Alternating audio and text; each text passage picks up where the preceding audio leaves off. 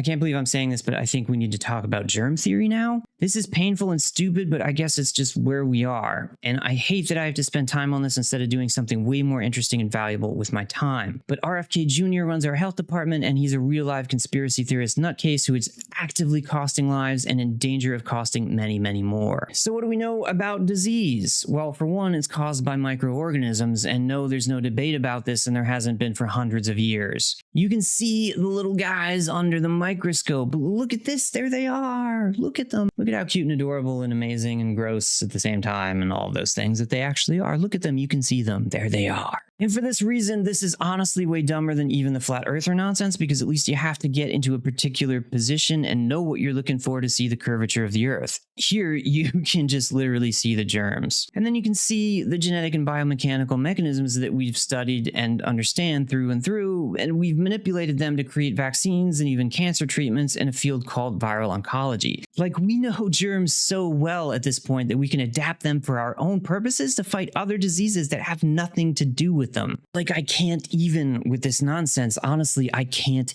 even. And I'm sorry that a lot of people are going to be hurt by this. If he does what he says he's going to do, and there's no reason to believe that he won't, then our healthcare infrastructure is going to be crippled. And our ability to fight completely preventable diseases is going to crumble overnight, just right back to the Dark Ages. Speaking of Dark Ages, RFK Jr. claims to believe in something called the miasma theory of disease, which comes from the idea that bad smells or foul air made people sick. One of the major works of miasma theory was written by Hippocrates in the 5th century BCE, and it kind of made sense back then, sure, because nobody could see the microscopic world at that point, and people who were dying of plague smelled bad. But that wasn't why you caught the plague from them. It was because of the Yersinia pestis virus that came out of their body. And in the same book that RFK Jr. wrote to tell us about his belief in miasma theory, he goes on to completely get the whole miasma theory of disease 100% wrong, and instead he describes something else entirely,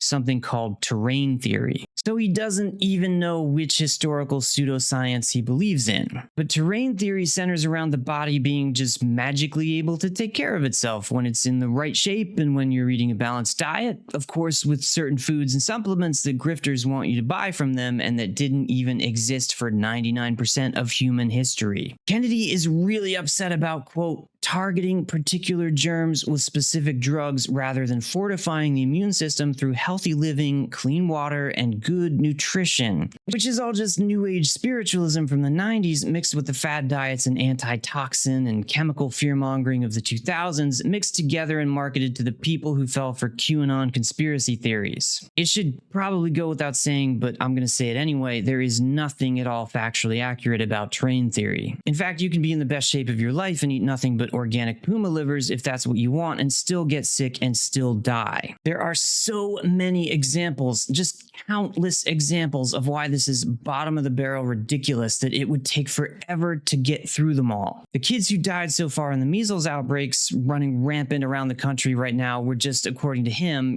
just malnourished. Medical examinations have concluded that they were definitively not malnourished. Honestly, just this guy. In the past, we'd just relegate him to the dustbin of obscurity, but in the post-satire era of MAGA mayhem, he gets to be in charge of public health. Just some of the insane things he said in the past are things like he doesn't believe that HIV causes AIDS, he thinks that mass shootings are the result of antidepressant use, he thinks Wi-Fi causes cancer, and he said that people on the autism spectrum can't hold jobs, date, or use the bathroom by themselves. And he's also revived an old classic, but with a fun new twist that chemicals in the water are making our kids non-binary. Look, it's time to admit the actual truth about RFK Jr., about Trump, and the others in the MAGA mayhem movement. If RFK Jr. was not wealthy and he was not a Kennedy, he would be homeless and living under a bridge. He's very genuinely an unhinged lunatic. He would have been involuntarily committed and treated with necessary medical interventions a long time ago, and not the least of which would have been to evaluate the level of brain damage he's accumulated from more than one source. The most fun cause we know of is the worm he got from eating exotic roadkill like whale heads and bears, and that he has personally said publicly out loud that this worm has eaten some of his brain and then died.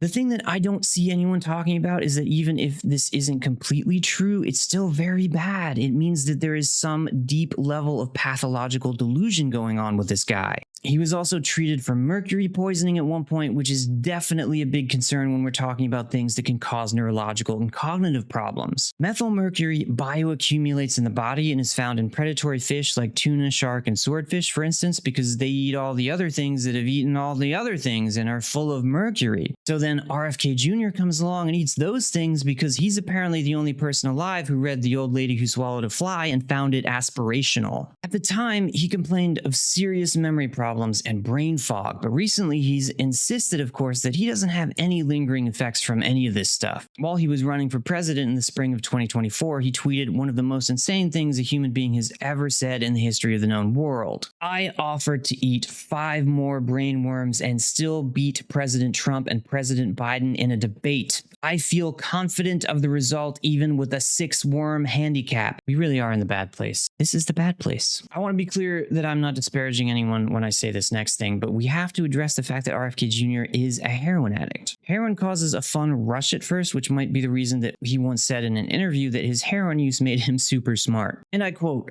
"I did very, very poorly in school until I started doing narcotics." He said after that, he went right to the top of his class. But what medical professionals say is that after that initial good stuff, heroin slows down your cognition. It lulls you into a mental fog and slows down your breathing to dangerously low levels, which can, you guessed it, cause brain damage. He just told people during an inspirational speech at a recovery center that finding purpose in his life was the spiritual awakening that turned things around for him. And I think I can safely speak for everyone at this point when I say that we all wish he hadn't found that purpose. Other health conditions we do know about because he told us are things like he contracted hepatitis C from heroin needles when he was young. He's been hospitalized 4 different times that we know of for atrial fibrillation that's escalated to dangerous levels, but he told the Times that he thinks that condition just disappeared, even though he's complained of heart problems all the way back to his time in college. And the possibility that severe and persistent AFib would simply go away on its own is, in a word,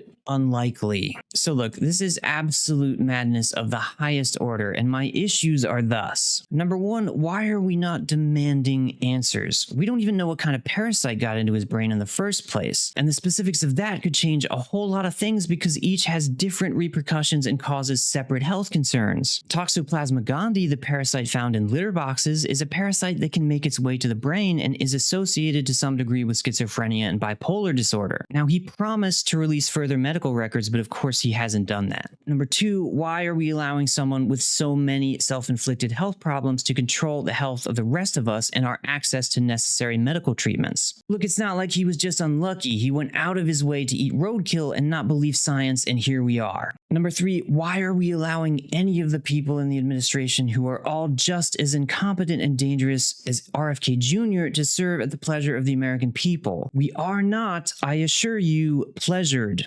We are, in fact, displeasured. And until the people we elected do something about any of this and start taking action, we're going to keep suffering from the era of MAGA mayhem and be forced to deal with the complete breakdown of societal infrastructure. And I made a video about what could be underneath the push for burning down the world to ashes and who's behind that. So if you're interested in learning the truth about some of that, then make sure to check that out. In the meantime, let's keep pushing our elected officials and demand accountability for their inaction. And let's push the media and demand accountability for their inaction and complicity in giving these grifters and mental amphibians a platform and normalizing and legitimizing their pathological derangement. Let's do some good while we work to secure consequences for these people and get our country back on the path of science and reason and democracy. This is the bad place.